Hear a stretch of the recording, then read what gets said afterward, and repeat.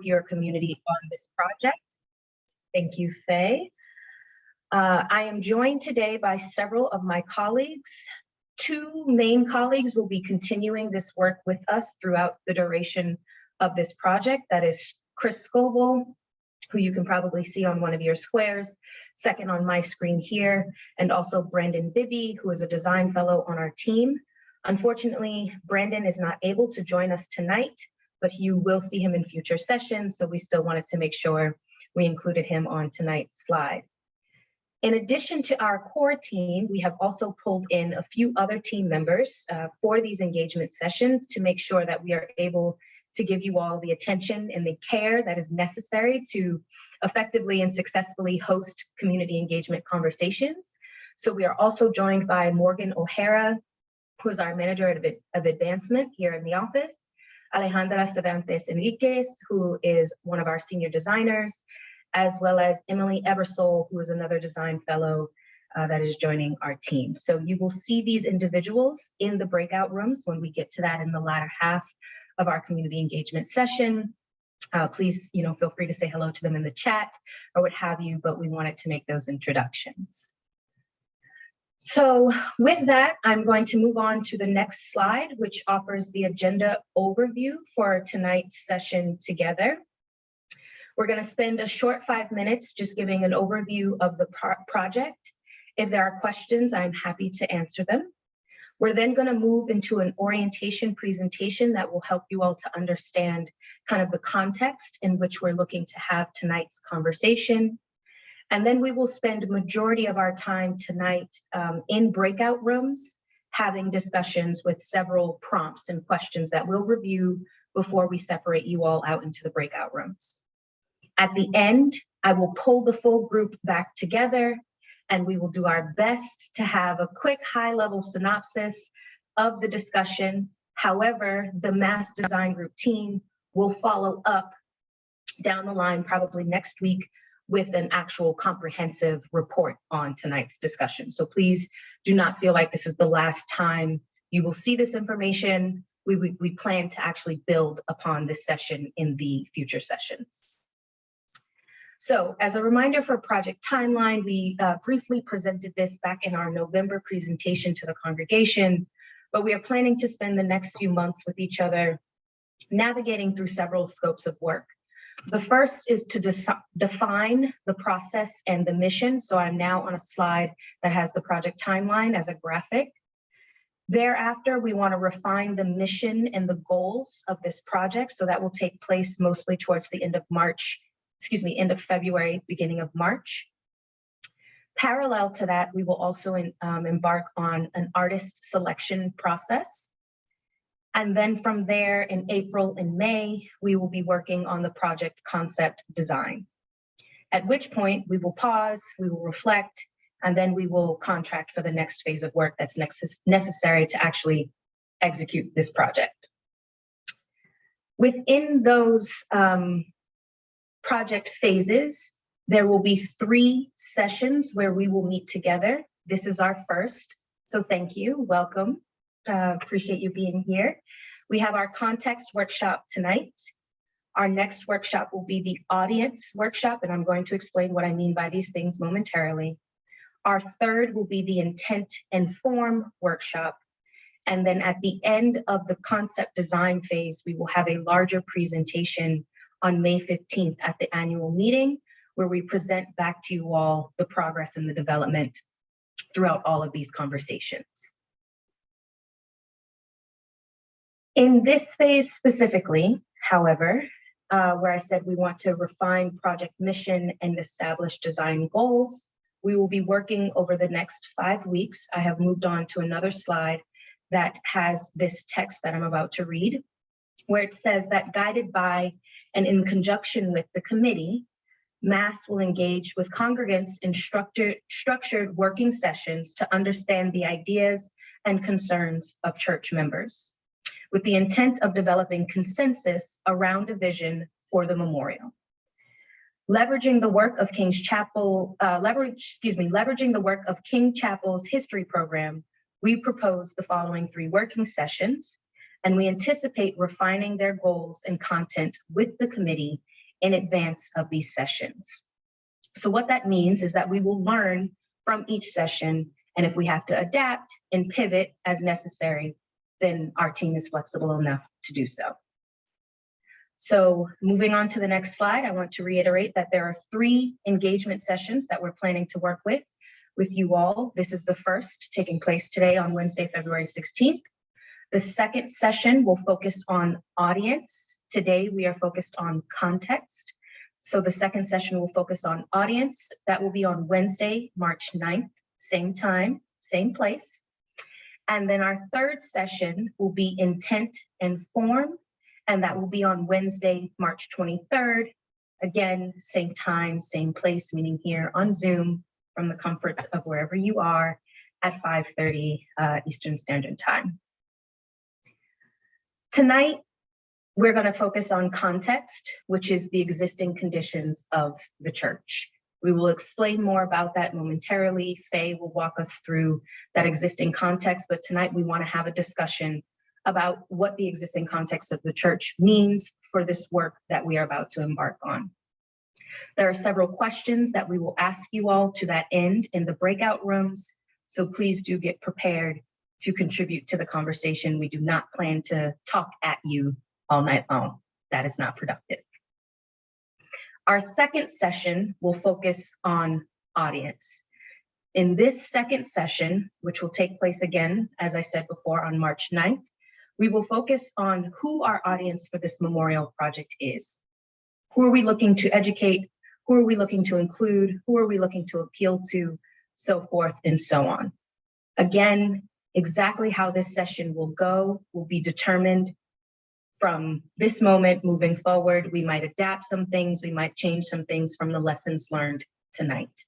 However, the topic of audience will likely remain the same. Moving on to my next slide, our third session, which will take place on March 23rd, is about intent and form. And this is where we'll actually get to talk about how the memorial might look based off of the context and based off of our audience. What form might the memorial take? How might it look like or not look like some of the existing memorials in the space? That's when we'll start to have a conversation about intent and form.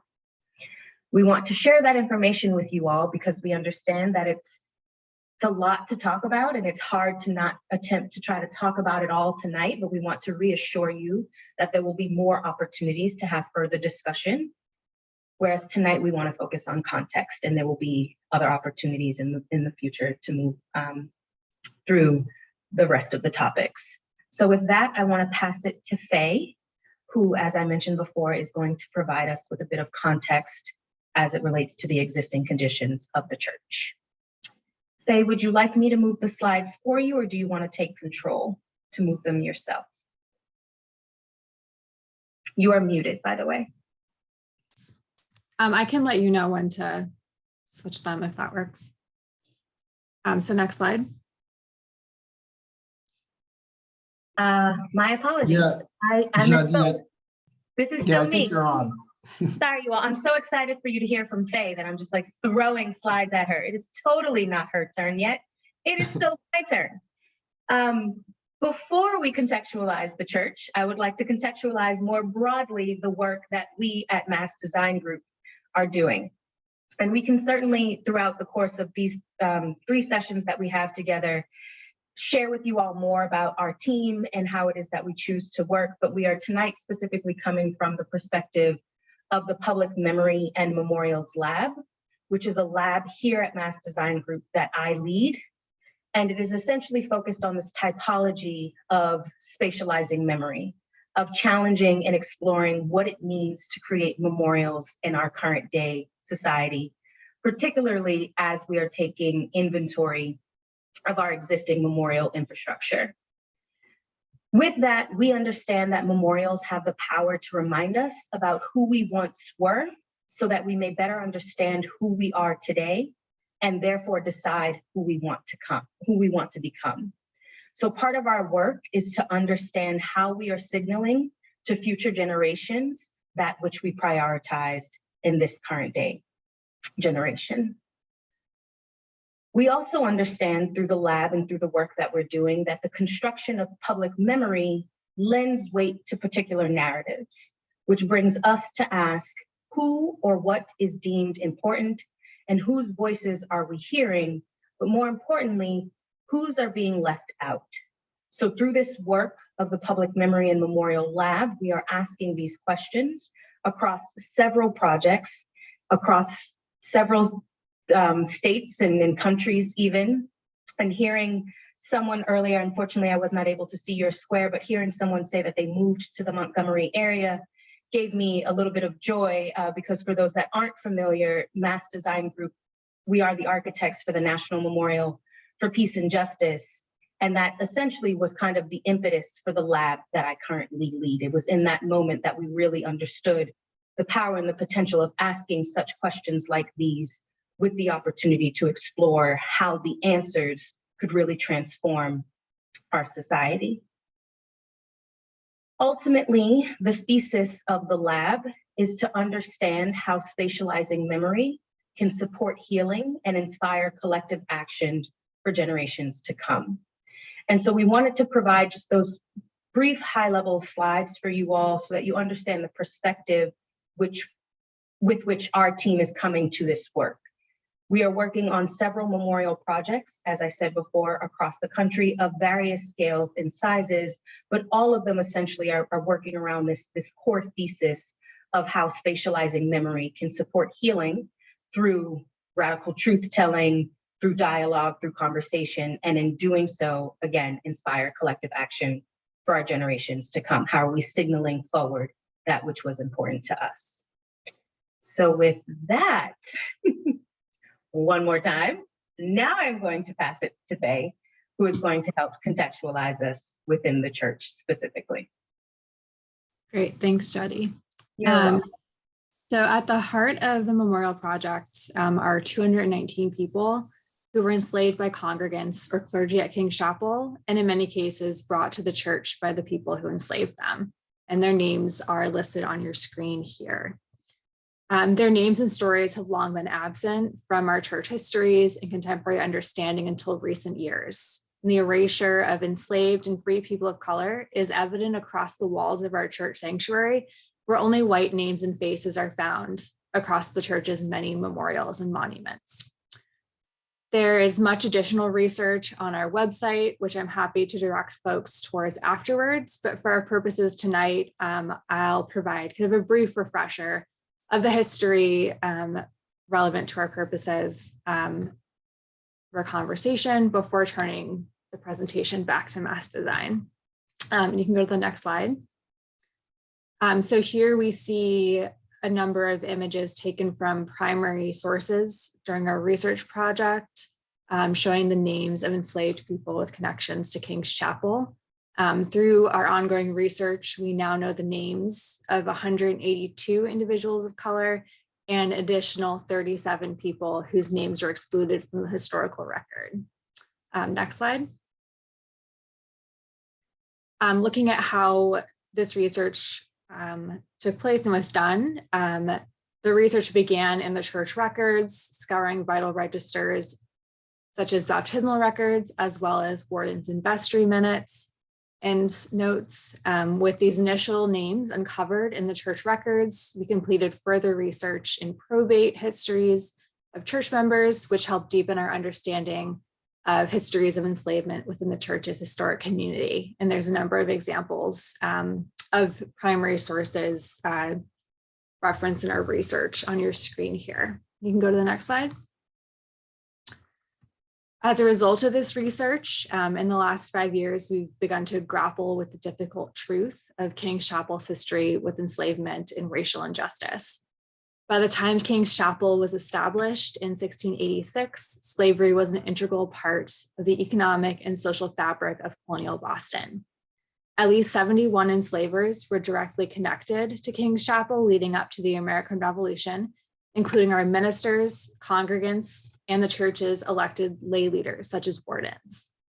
Many of the enslaved persons worshipped in the gallery pews of the church, and the first votes of the church's vestry after our stone sanctuary opened in August of 1754 was to segregate the seating within the church. Other church members also profited from slavery, as did most Bostonians during that time. Most directly, a large portion of the funds used to build the stone chapel used for worship today came from donors who were slaveholders and slave traders. Next slide. Looking at funding for the current building, the construction and continued preservation of King's Chapel is directly linked with slavery and the colonial slave trade. Nearly 70% of the initial funding for constructing the church came from donors whose wealth was dependent on enslaved labor or who worked in trades tied with enslavement. At least 40% of the church's funding can be directly linked to enslavers and slave traders. And as I said, about 70% came from folks whose livelihood depended on slavery, including merchants who sold goods produced by enslaved people, rum distillers who depended on Caribbean sugar harvested by enslaved men and women, and those who worked in the New England shipping industry itself. Support for our building also came from plantation owners living in places like Jamaica and Barbados through special appeal letters sent by King's Chapel with the help of slave trading families such as the Vassals and Royals. Although slavery in Massachusetts ended in the 1780s, New Englanders, including those who worshiped at King's Chapel, continued to profit from slavery through their deep ties to the booming textile industry. King's Chapel members helped introduce the power loom to the United States and played key roles in establishing the famed Lowell Mills and Mills in Waltham. Slavery on the southern cotton plantations fueled their mills and in turn produced the wealth that these families used in support of their church community and purchase of pews. The powerful economic and social status of such men and families likely contributed to the hesitance at some Boston churches, including King's Chapel, to speak out on the contemporary issue of slavery from the pulpit. Throughout this period leading up to the Civil War, King's Chapel as an institution and community of faith were offered many opportunities to take a stance against slavery, yet chose to at best remain silent and at worst to uphold the Southern slavery and fugitive slave laws in Boston. Next slide. The portraits shown here from left to right of Isaac Royal Jr., Peter Faneuil, Governor William Shirley, Charles Apthorpe, and Henry Vassall illustrate whose voices, what members were and have continued to be privileged throughout the church's history. Yet each man pictured here personally profited from slavery throughout their direct involvement in the colonial slave trade, and each contributed that wealth to the church. Our sanctuary, as I mentioned earlier, would not exist without this funding linked to enslavement and dominant historical narratives lining the walls of the church in the form of memorials to both enslavers and slave traders, such as the men pictured here, obscure the reality of our history with slavery. And for too long, these spaces have overshadowed the stories of enslaved individuals at King's Chapel and beyond. Next slide. So through our work in this memorial project, we strive to disrupt those narratives and bring the names and stories of enslaved people connected to the church back into focus, commemorating their lives, telling the truth of our history, and doing the work of repair and justice. For context relating to memorials within the church itself, King's Chapel has a long history of memorialization. This slide shows the dates of each memorial in the sanctuary and when it was installed. So there's been a continuous history of installing memorials and monuments within the church dating back to the same year that the current building opened and was completed in 1754, going all the way up to the present. And I'll hand it back over to Mass Design.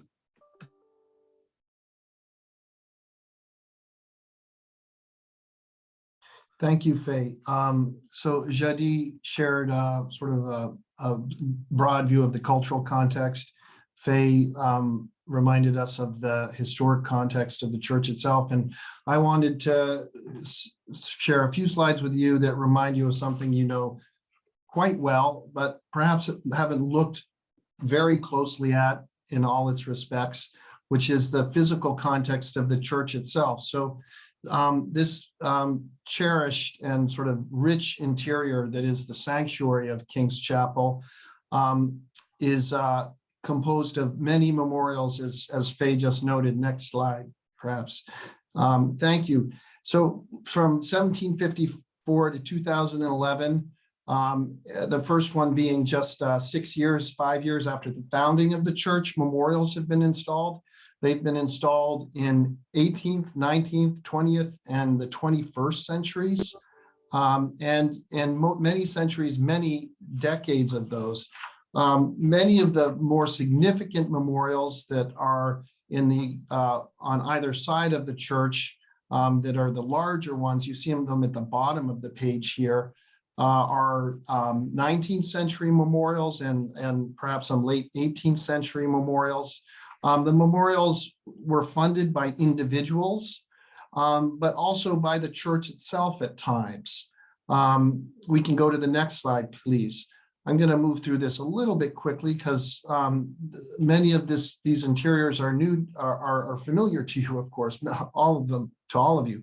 Some of the memorials are in fact not of church members, but were paid for by families who wanted to recognize individuals, family members within the city of Boston, for instance.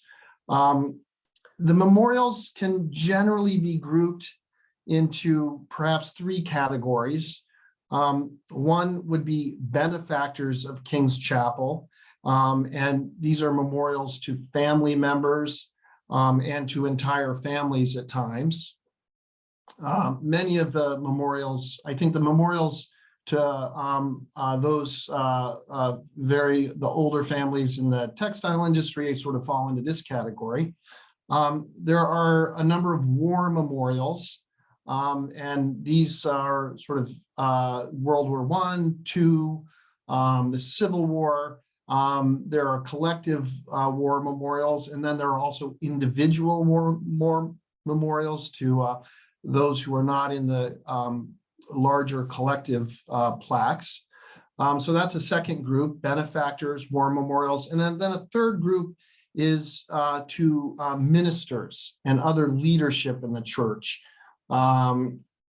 Senior wardens are often memorialized, and these memorials tend to be at the front of the church, although not exclusively. So that's a bit broad overview of the memorials. We're showing you also here slides of the crypt. There are some memorials in the crypt to, I think it's the Barrels, Joseph Barrels. The crypt itself, of course, like the pews above, was the crypt's spaces were owned by families. So in the crypt, you see some of the oldest names family names associated with the church.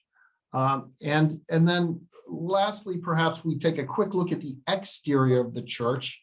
The exterior of the church has one prominent memorial in the form of the obelisk. This is a memorial to a French soldier who died in Boston in 1778. The memorial, and then the Massachusetts Bay Colony committed to memorializing this French soldier, but didn't follow through on it. And in 1916, the French figured this out and took us to task. So we put up a memorial 138 years late to this 18th century soldier. That is an incidence of a memorial of someone who is not a church member. These other slides show locations on the outside of the church where, we speculated that they could be a place for a memorial. The niches, the corner, whether we end up with a memorial on the outside or the inside of the church is something that's really just beginning to be considered, and it's going to be informed by our discussions today. Although the purpose of our discussions is not to choose a site for the memorial by any means. That work will be done in the coming weeks. So perhaps I'll end there and pass it back to my colleague Jadi. Excellent. Thank you, Chris, and thank you, Faye. I certainly hope that most of that information or all of that information is not necessarily new to any of you, but if it is, as Faye mentioned, there's tons of information on the church's website that you can follow up with. I'm sure you can also reach out directly to Faye for clarification on any of the points that she addressed. And similarly with our team and what Chris had to offer for the existing conditions that you all see on a regular basis, we're more than happy to provide any more information or answers to questions as we start to get into the breakout rooms. With that, I would like to offer just a little bit of tone setting before we separate into the breakout rooms.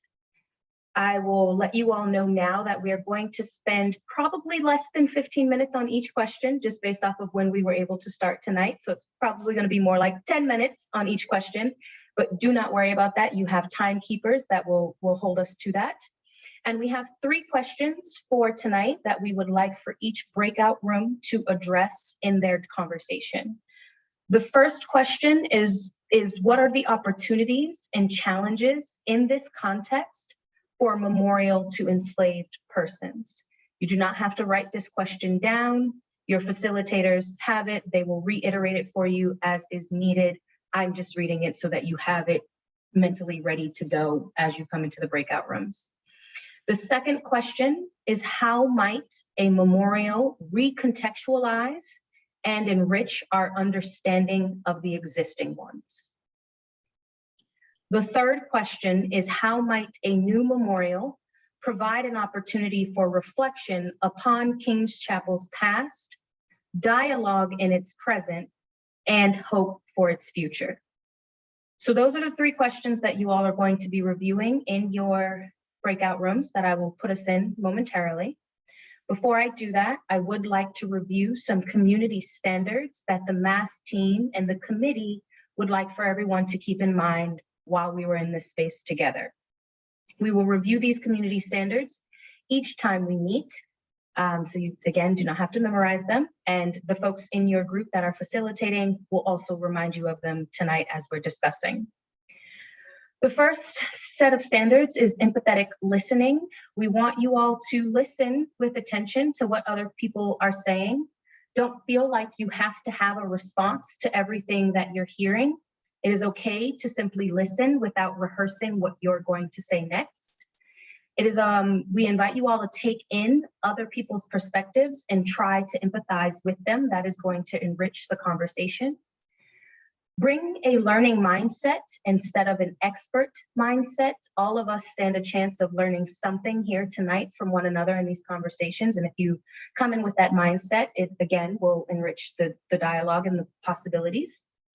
And also, what is said here stays here, but what is learned here leaves here. So someone asked the question earlier if this was going to be recorded. Once we go into the breakout rooms, we will stop recording because we want to provide the safe space that is necessary for healthy dialogue. But we also want to ensure that we are not taking all of this information out into the world without the context that folks would have needed by being here. So the second set of standards is to honor your own lived experience. What we mean by that is to share your own stories and experiences. Please try to use I statements as much as possible, and do not share other people's stories or speculate on their experiences. You are an expert in your own life. Use that information in your conversation. The third set of community standards is to make space for multiple truths. So that means allow for the possibility of multiple perspectives at once. Embrace this notion of yes and thinking. So yes, something could be true, and so could something else. Let go of the binaries that say it has to be either or. There is space for multiple truths. Fourth set of community standards is open participation. The first of that is this acronym WAIT, W-A-I-T, which means why am I talking, or why aren't I talking? We want you all to make space if you feel like you've contributed more than others, or take space and use your voice if you haven't contributed much. The purpose of us breaking out into these breakout rooms is so that there's smaller groups to encourage more conversation. It's also important that you remember your positionality and how your social identities may encourage or discourage you from participating. So if you feel like you're over talking, or if you feel like you're under talking, take some personal inventory and jump in there or jump out. Next, we want everybody to be present. And by that, we mean please practice single tasking and be fully present in this space. Avoid checking your phone, emails, etc. Try to just stay with us in this Zoom screen as much as possible. We really want your active participation in order to make this work. And lastly, embrace distributed settings. And essentially what we mean by that is to share and respect pronouns of those that are in your group. And by pronouns, we mean some folks parenthetically next to their names, they have she, her, he, him. Please respect those pronouns regardless of what you may see as a visual on your screen. Also engage in multiple ways, whatever feels comfortable for you. If that's, speaking up directly, or if that's using the chat, find different ways here in this Zoom environment to participate and engage. Keep your video on if you are able to, and if you feel comfortable doing so. Obviously, if you don't do that. We want you to be comfortable and confident in this space. Please keep yourself muted unless you are actively sharing and speaking. It can get distracting with some of the background noises in our homes. And lastly, use the chat function if you want to, if you're able to have fun, share, second what other folks are saying. This is meant to be as interactive as it can be in this virtual world. So those are the community standards that we have set for tonight. I am now going to place everybody in their breakout rooms. You should see something pop up on your screen.